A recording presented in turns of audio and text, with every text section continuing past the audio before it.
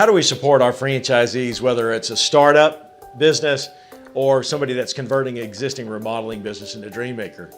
Well, it really comes down to, number one, it's the foundation of all our systems, as you'll hear me talk in other places, is our code of values. That's the foundation of how we do business. So once you have that foundation, then the next most important foundation is you've got to have a solid economic model. So it's not just your accounting system, it's your chart of accounts, it's how all that's laid out. But it really comes down to your pricing model. What do you need to charge to make a profit, to hire the best labor, right? To give world-class service, to charge enough to do the extra little things that clients hope for. And then at the end of the day, to make a net profit after you do all those things, to pay yourself a fair salary in the business. So you've got to get that economic model in place first.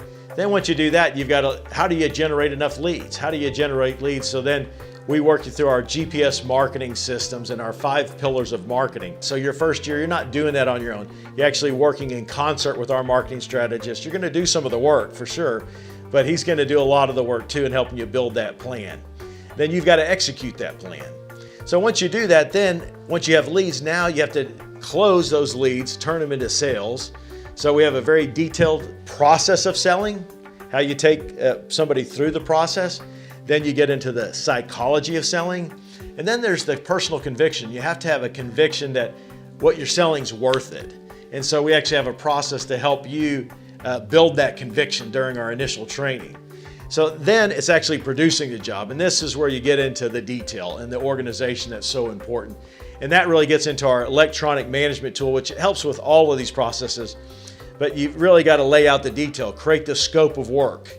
What are the hours to produce the project? What are all the materials that you needed? What are the trade partners you're going to need to build that project out with? And then what's the production schedule look like to produce it on time? So we've built that into our system so that our folks can handle a simple $5,000 job, a $50,000 kitchen, a $150,000 kitchen.